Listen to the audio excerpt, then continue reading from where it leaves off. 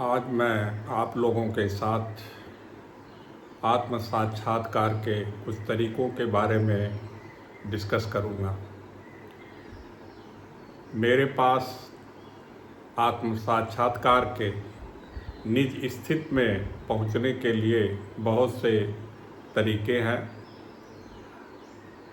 लेकिन मैं उन तरीकों को वन बाय वन बताता रहूँगा। जिसको जो सूट करे वह उसको स्वीकार कर सकता है। किसी में किसी को किसी की मदद की ज़रूरत पड़ती है किसी चीज़ की, तो मैं उसको भी क्लैरिफाई करूँगा और आप कमेंट के माध्यम से आप मुझसे जुड़ सकते हैं। आप ऐसा न समझें कि मैं किसी किताब में पढ़ करके आपको बता रहा हूँ।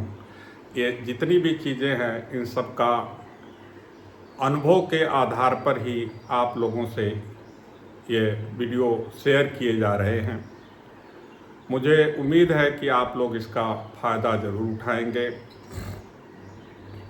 आज का जो टॉपिक है कि आप कहीं स्वयं ही तो नहीं अपने आत्म साक्षात्कार के रास्ते में बाधक हैं। पहला तरीका जो है वह अष्टावक्र गीता के पहले अध्याय के 11वें श्लोक से बताना चाहूँगा। जो श्लोक इस प्रकार है, मुक्ताभिमानी मुक्तो ही बद्धो बद्धाभिमान्यपि किम वदन्ति है सत्यम या मति सा गतिर्भवेत्। अष्टावक्र जी कह रहे हैं कि जो यह मानता है कि मैं मुक्त हूँ वह मुक्त है, और जो मानता है कि मैं बद्ध हूँ वह बद्ध है। जो संसार में कहावत है वह सत्य ही है कि जिसकी जैसी मति वैसी उसकी गति होती है।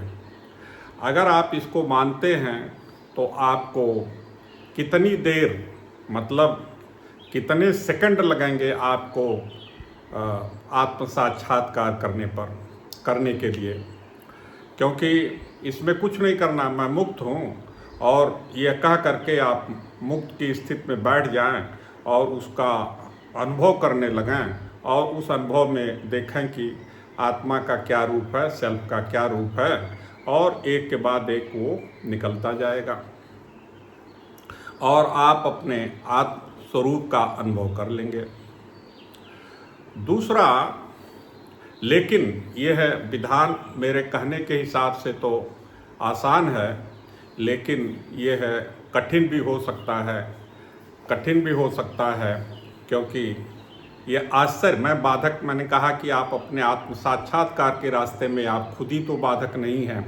मैंने इसलिए कहा कि आदमी बड़ा विचित्र प्राणी है, बड़ा उसका स्वभाव बड़ा विचित्र है, और जितने लोग हैं उतनी तरह की बातें करते हैं।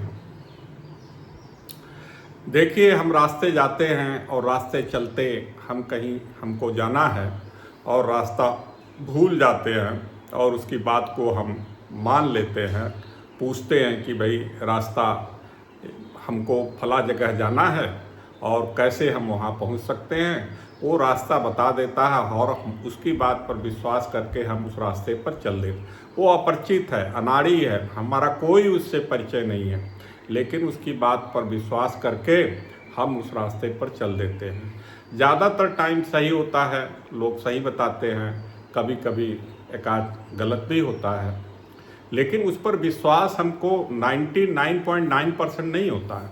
उसके ऊपर हमको 100% विश्वास होता है और हम उस रास्ते पर चल देते हैं, क्योंकि हमको ये लगता है कि हमको क्यों गलत बताएगा, इसमें इसका कोई फ़ायदा तो है नहीं, कोई स्वार्थ तो है नहीं, तो हम उसको मान लेते हैं और उस पर चलते हैं और जहाँ पहुँचना होता है पहुँच जाते हैं। लेकिन जब यही बात शास्त्र कह रहा है, अष्टावक्र जी कह रहे हैं और लोग कह रहे हैं, जिन्होंने अपनी पूरी जिंदगी इस पर लगा दी और उन्होंने केवल और केवल मानव कल्याण के लिए काम किए, वह जब बात ये कह रहे हैं तो हमें विश्वास ना हो, ये तो बड़े आश्चर्य की बात है। इसीलिए मैंने कहा कि जब आप किसी की, लोग कहते हैं कि उस मंदिर में भगवान हैं, मंदिर बड़े पावरफुल हैं, उसमें देवता बड़े पावरफुल हैं, तो आप वहाँ जा कर के पूजा करने लगते हैं और मनौती मानने लगते हैं, आप उसको मान लेते हैं। लेकिन यही बात शास्त्र में कहा जा रहा है, अष्टावक्र जी कह रहे हैं और लोग कह रहे हैं जिनका कोई स्वार्थ नहीं था, उस बात को आप मानने के लिए तैयार नहीं हो, आपको विश्वास नहीं होता है। कैसे विश्वास होना चाहिए?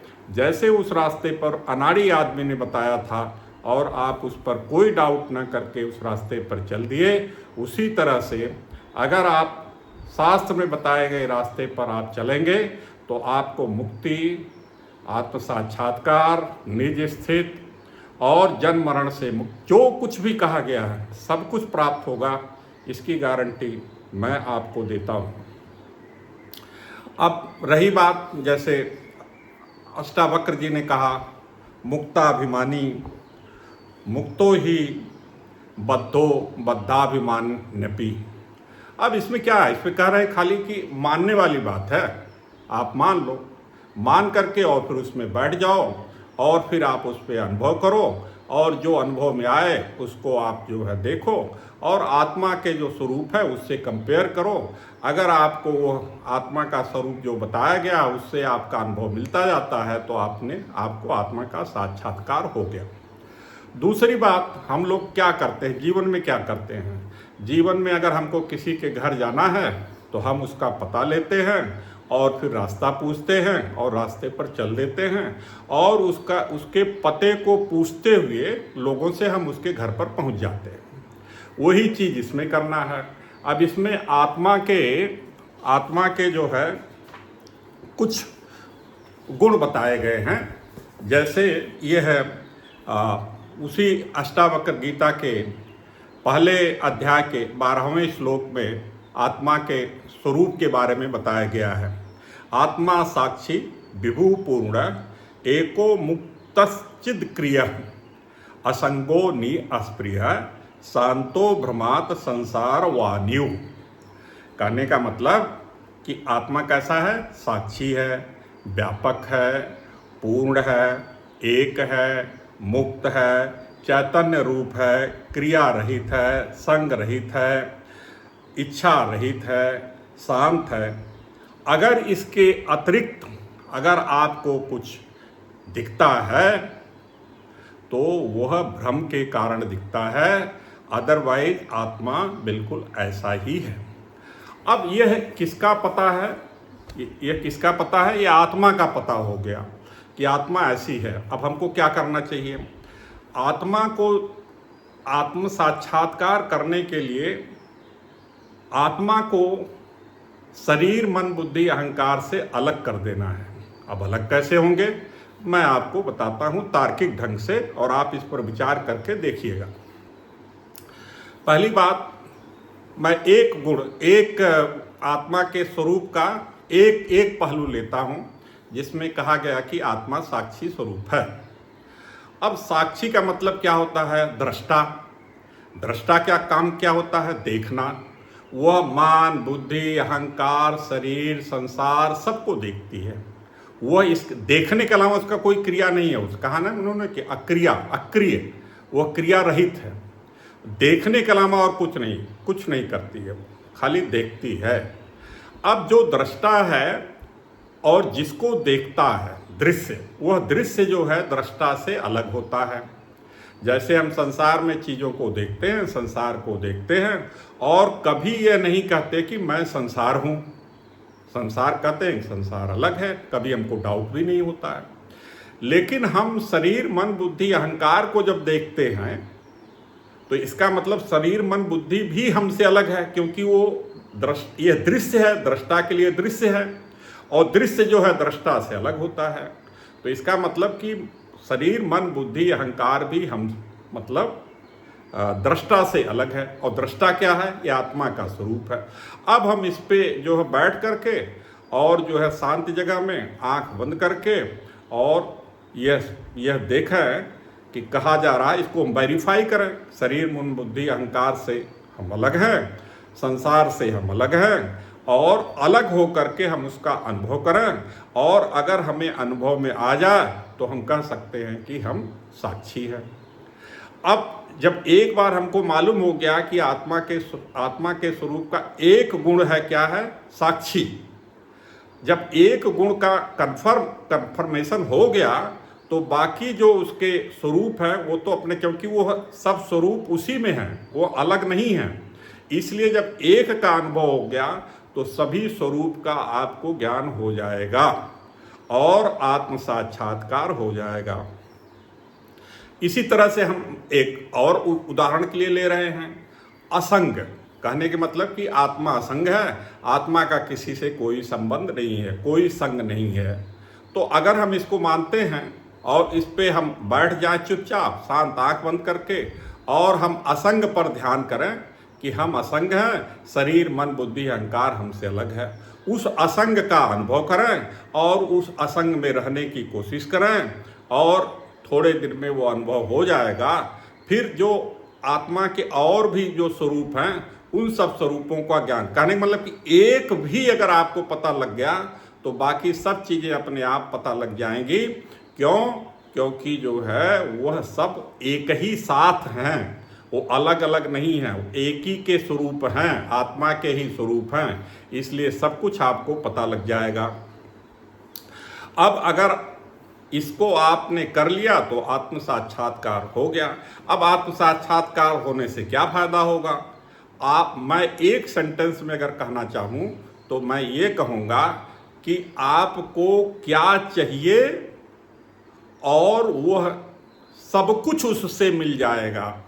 जो कुछ भी आप चाहेंगे सब कुछ उससे मिल जाएगा और उसके अलावा जो उसका अंदाज भी नहीं कर सकते हैं, जिसकी आप कल्पना भी नहीं कर सकते हैं, वो भी, जैसे आप यह नहीं सोच सकते कि मृत्यु है या नहीं है और आपको इसका आभास हो जाएगा कि आत्मा को मृत्यु नहीं है, आत्मा जन्मती नहीं है, आत्मा मरती नहीं है। बुढ़ापे के कष्ट से आप बच जाएंगे, बुढ़ापा आपको दुखदाई नहीं होगा, मृत्यु का डर ही नहीं, बल्कि आप ऐसे मतलब जैसे आप हाथ में रखी हुई चीज़ को देखते हैं उसी तरह से आप इसका अनुभव कर लेंगे कि मृत्यु हमको नहीं है, आत्मा मरती नहीं है, वो अनंत है, वह उसमें कोई परिवर्तन नहीं होता है। जिसमें कोई परिवर्तन नहीं होता है वो कभी नष्ट हो ही नहीं सकता। ये सब आपके अनुभव में आ जाएगा। बस करना इतना है कि आत्मा जो है वो शरीर मन बुद्धि अहंकार से अलग है। मैंने ये दो विधियां एक साक्षी के रूप में अलग करने की बताई, एक असंग के, लेकिन मेरा कहना है कि जितना भी इस श्लोक में वर्णन किया गया उसमें से एक भी जिसका अर्थ आपके समझ में आ जाए उस पर आप बैठिए और उस पर आप ध्यान कीजिए, उनको उसका अनुभव कीजिए और जो अनुभव आएगा वो आत्मा का ही अनुभव होगा, वही आत्म साक्षात्कार होगा और आपको आत्मा के स्वरूप का ज्ञान हो जाएगा। और आत्म स्वरूप का ज्ञान होने से जो फायदे कहे गए हैं वो सब फायदे मिल जाएंगे। आपके इस जिंदगी का जो दुख है, दुख होना तो दूर रहे, दुख आपको छू भी नहीं सकता, मृत्यु आपको छू भी नहीं सकती। मैं इसकी गारंटी देता हूँ। क्योंकि यह मेरा अनुभव है कि मृत्यु उसको छू नहीं सकती। वो जीने में जैसा रहता है मृत्यु में भी वो वैसा रहता है, इस चीज़ का वो अनुभव कर सकता है। इसलिए मैं ये कहूँगा कि आप इस विधान को ट्राई कीजिए जैसे मैंने बताया है। कोई डाउट हो तो आप कमेंट के माध्यम से पूछ सकते हैं। अब फिर किसी दिन और इसी तरह के वीडियो में कि दूसरे विधान कैसे हम आत्म साक्षात करें, कोई आसान तरीका लेकर के मैं आऊँगा। जिसको इससे ज्ञान हो जाए वो इससे खुश हो जाए, जिसको इससे ना हो वो आगे चलें। और जो लोग कोई विधान ऑलरेडी फॉलो कर रहे हैं उस विधान को छोड़ करके इसमें ना आए। अगर वो बताएं कि कौन सा विधान वो फॉलो कर रहे हैं और उससे उनको सफलता नहीं मिल रही है या उनको क्या कठिनाई है, अगर कमेंट के माध्यम से आप लिखेंगे तो जो भी विधान आप फॉलो कर रहे हैं उसमें आपको गाइडेंस, सही गाइडेंस मिलेगी जिससे आप उसमें आपकी सफलता मिल जाए और आपको रियलाइजेशन की जो स्पीड है वो बढ़ जाए। एक क्षण में हो सकता है, या कुछ टाइम लग सकता है, लेकिन इसकी गारंटी जरूर है, क्योंकि गीता में भगवान ने कहा श्रद्धावान लभते। अगर आप श्रद्धा से इस रास्ते पर चलेंगे तो आपको यह आत्म साक्षात्कार प्राप्त होगा ही, इसमें कोई डाउट नहीं है। यह मेरा वादा है। Thank you very much.